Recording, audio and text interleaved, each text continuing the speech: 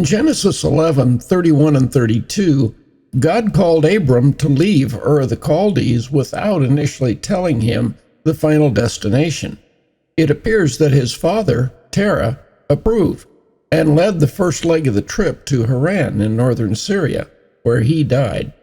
This would have been a sizable entourage, traveling well-used roads and passing some important major cities along the Euphrates River. In Genesis 12:1 through 4, when Terah died in Haran, God called Abram to move on and made more specific promises to him.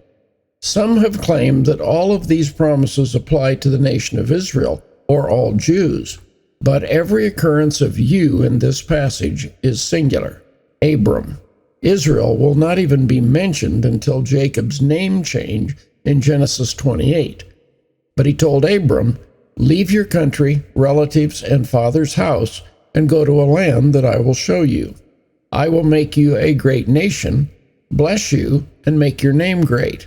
I will bless those who bless you, curse those who curse you, and in you all the families of the earth will be blessed." Do not miss this. The goal of God's work through the patriarchs and the Hebrews as a nation in Canaan, which would be the Sinai covenant era, was the current age, when the Messiah's blessings are offered to all nations. The apostles Peter and Paul both grasped this. In Genesis 12:5 through 8, Abram traveled through Canaan, noted the many people living there, and God again promised him that this was the land he would give to his descendants. So he camped between Bethel and Ai, built an altar there, and worshipped God.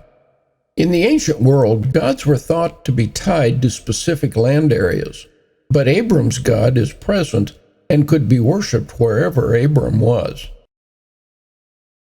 Genesis 12:9 through 20 tells us that famine in Canaan caused Abram to move through the Negev into Egypt. Apparently, the Egyptians had a reputation for collecting beautiful women for Pharaoh's harem, and Abram imagined being killed to get Sarai. So he told her to say that she was his sister, and she was his stepsister. She was noticed. Pharaoh paid for her with livestock and servants, including the slave girl Hagar, and she will figure into the story later. Sarai was taken into the harem, but before anything happened, God intervened, and Pharaoh connected the sickness that occurred in his house to Sarai, and she was returned. A very similar event would occur later with Abimelech in Genesis 20, and both rulers asserted that they would not have done what Abram imagined if he had told them the truth. Some things to note. First, Abram has not yet digested God's promise of protection. Second, while it is wise to take precautions in possibly dangerous circumstances, Abram imagined being killed for Sarai based on what he had heard from others. Hearsay plus imagination makes it easy to picture things as better or worse than they really are.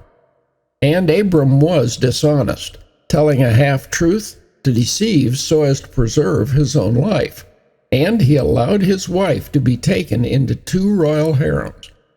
All have sinned, and that includes Abram. In Genesis 13, Abram and Lot separated due to tension over the available grass and the size of their herds. Lot would head for the well-watered Jordan Valley, where Sodom's immorality would impact his family for the worse. When we meet him again, his family is living in the suburbs of Sodom. In Genesis 14:1 through 16, Mesopotamian kings invaded the Jordan Valley to plunder a lot of stuff and some hostages to enslave, including Lot, possibly another serpent-driven plot to kill Abram and end the messianic line. However, Abram launched a mission to rescue his nephew, and he had over 318 servants who were trained fighting men.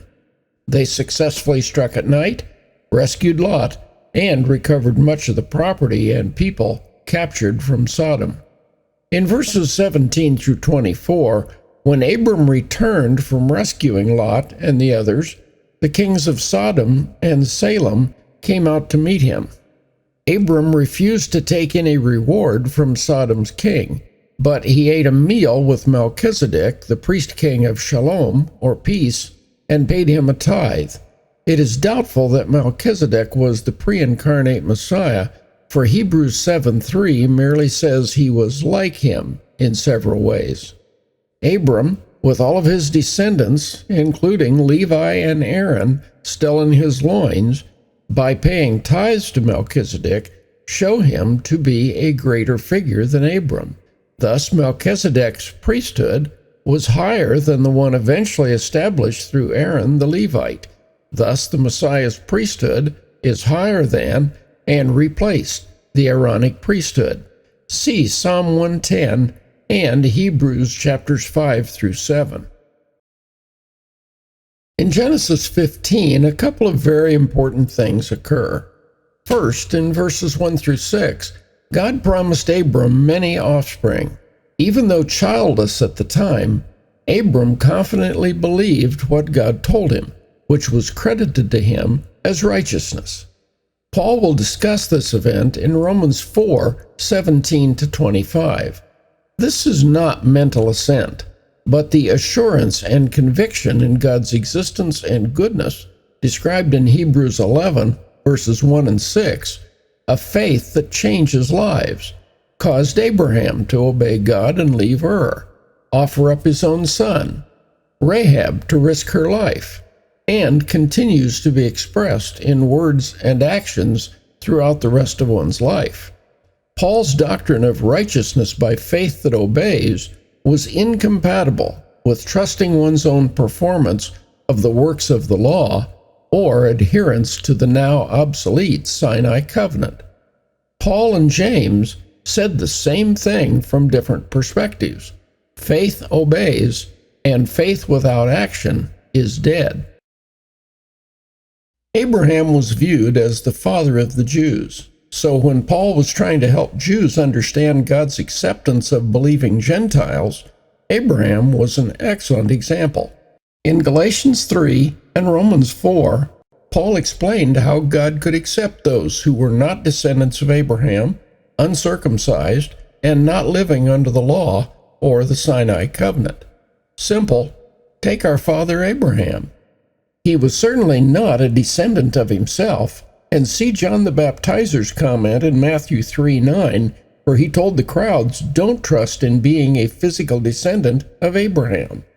But God accepted him because of his obedient faith prior to the covenant of circumcision and centuries before the Sinai covenant was given. What do you call a man who is not a descendant of Abraham, not ceremonially circumcised, and not living under the Sinai covenant? A Gentile. And that is what Abraham was when God accepted his obedient faith as righteousness. The patriarchs Abraham, Isaac, and Jacob were all told that the focus of God's program would someday shift, first to a Hebrew nation in Canaan, and then to blessings offered to all nations.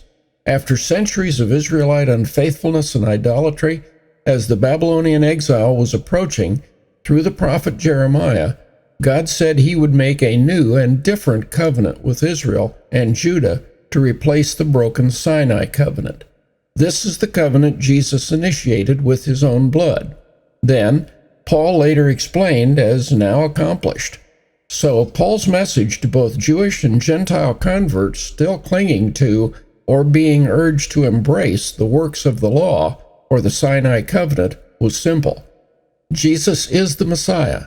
The promised new covenant to replace the Sinai covenant has been initiated with Jesus' blood, and the predicted program shift from Hebrew nation and Canaan to blessings offered to all nations has taken place. So you boys better move beyond the national Sinai covenant and its works and get on board with God's international new covenant program. In chapter 15, verses 7 through 21, the second major item is the covenant God made with Abram. God promised that Abram's descendants would eventually control the land of Canaan, and he asked, how can I be sure of that?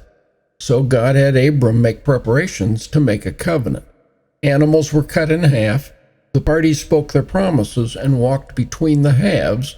The smoking oven or fire pot represented God's presence, and when they did so, they were in covenant. Then God explained how his descendants would come to possess the land. In verses 13 through 16, God said, "Your descendants will dwell in another land for 400 years, with some slavery and oppression. Afterwards, they would depart with many possessions. Abram would die in peace at a good old age. Your descendants will come back here after 4 periods of time, because the iniquity of the Amorites is not yet complete." God coordinated fulfilling his promise to the patriarchs about giving Canaan to their descendants with the time when judgment was due on the sins of certain Canaanite nations. This would not be Israelite genocide against innocent people, but God's judgment on the Amorites when they had filled up their quota of sins. Israel would be told which peoples they were to avoid conflict with. In Joshua, we will see that Israel did not fulfill the mission, but left large pockets of Canaanites that later created a cultural problem for them, which God had warned them about. When we come to Genesis 16, we see a troublesome situation. Sarai was barren. She was not having any children. Without consulting God, she decided to embrace the customs of the surrounding culture and use a servant as a surrogate mother, which Abram went along with. Hagar conceived, and then started arrogantly looking down her nose at Sarai, which angered Sarai, and she blamed Abram, who doesn't want to deal with it. So Sarai starts torquing on Hagar, and Hagar takes off. The angel of the Lord finds Hagar, tells her to go back, and God will bless her with many offspring. First, Ishmael, who will be kind of a wild man. Abram was 86 years old when Ishmael was born. Genesis 17. 13 years later, God spoke to Abram again with a conditional promise. "Walk before me blameless, and I will establish my covenant with you." In verse 5, God gave Abram, exalted father, a new name, Abraham, father of a multitude. In verse 15, Sarai was also given a new name, Sarah, mother of nations. In verses 9 through 14, God introduced the covenant sign of circumcision. It is specified to occur properly on the 8th day after birth, but it could occur at any age when the covenant was accepted. What is more important, but often missed, is who was involved. It was not only for Abraham and his physical descendants, but also for all the male servants in his house, who were not his physical descendants. Remember the rescue of Lot? In Genesis 14:14, we're talking well over 300 Gentile men were included. Abraham's circumcised covenant household was mostly Gentiles. When God made the Sinai covenant with the 12 tribes of Israel, a door was opened for any Gentiles who would want to become a part of Israel. And if they embraced the covenant and its sign, they were to be viewed as native Israelites. Exodus 12:42-49. Until the new covenant, fleshly circumcision was an essential outward mark, verse 14, but it was meant to reflect an inwardly committed circumcised heart. Gentile believers entering the new covenant created a problem for Pharisaic converts who thought the Sinai covenant was still in effect.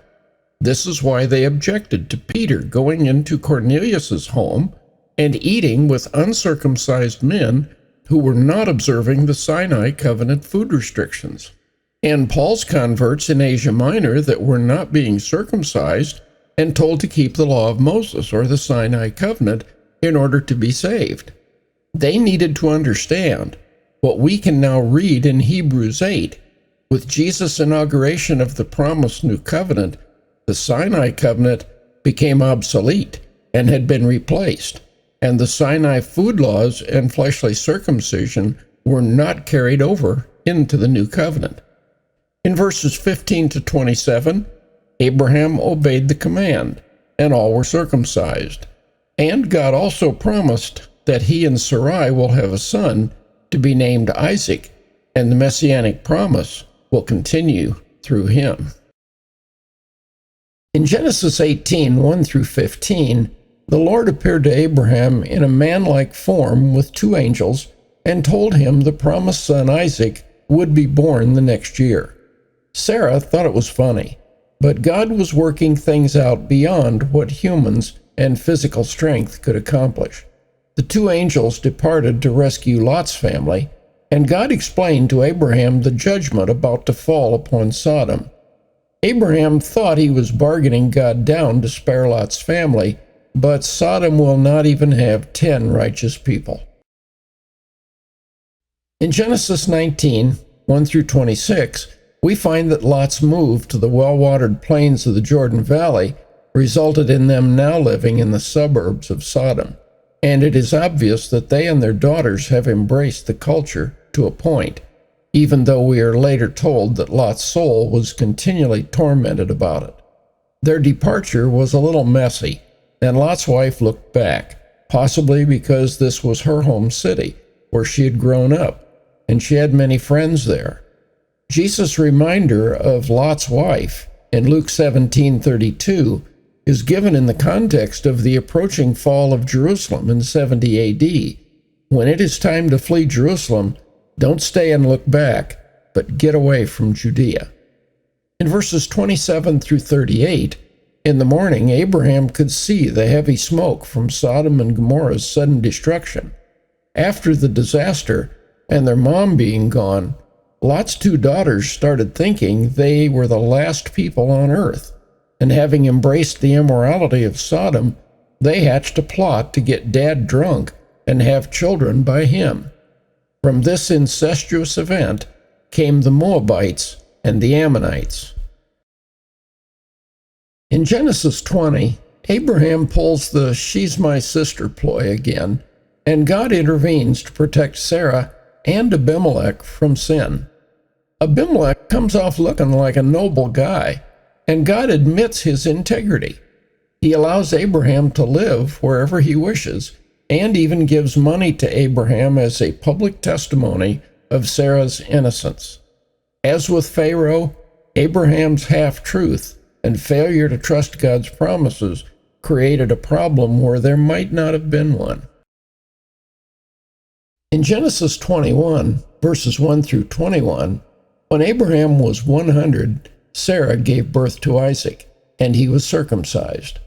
However, the old animosity of Hagar towards Sarah has been passed on to Ishmael, who is seen mocking his much younger stepbrother. Sarah has had it, and wants Hagar and her son out of there, which again puts Abraham in a difficult position. But God tells him to go ahead and send them away, and God will provide for them, promising that a great nation will come from Ishmael. And Hagar eventually finds him an Egyptian wife. In Genesis 25, 12 through 16, we are told of the descendants of Ishmael, many of whom will become Arabic Bedouin tribes. In verses 22 through 34, Abraham and Abimelech make a covenant about Abraham's wells, and Abraham dwells in the land later controlled by the Philistines for some time. In Genesis 22, 1 through 18, God told Abraham to do something that might seem bizarre, but it was a typological picture of the main event coming in the future: to offer your only son on a specific hill near what would later be Jerusalem. We will encounter a few more of these typological pictures looking ahead to Jesus during the time of Moses and Joshua. While not easy, Abraham proceeded in faith, believing that God could and would raise his son back to life. Because God had promised many offspring through Isaac, Isaac is not even married yet, and if he kills him, God would have to bring him back to fulfill those promises.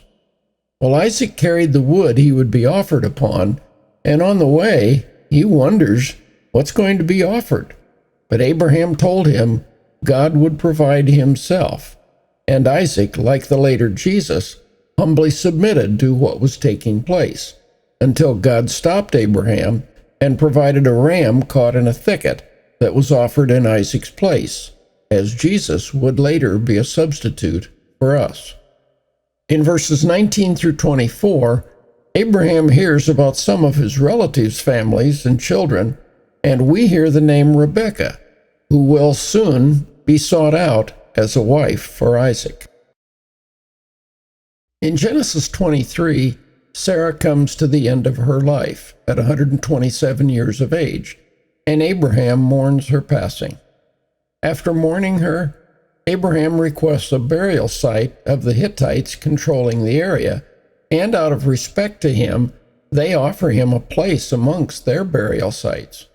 He wanted the field and cave belonging to Abram the Hittite, who openly offers to give him the property, but Abraham insisted on purchasing the field. Abram may have then set the price a bit high, but he did offer to give it to him, and Abraham chose to pay for it.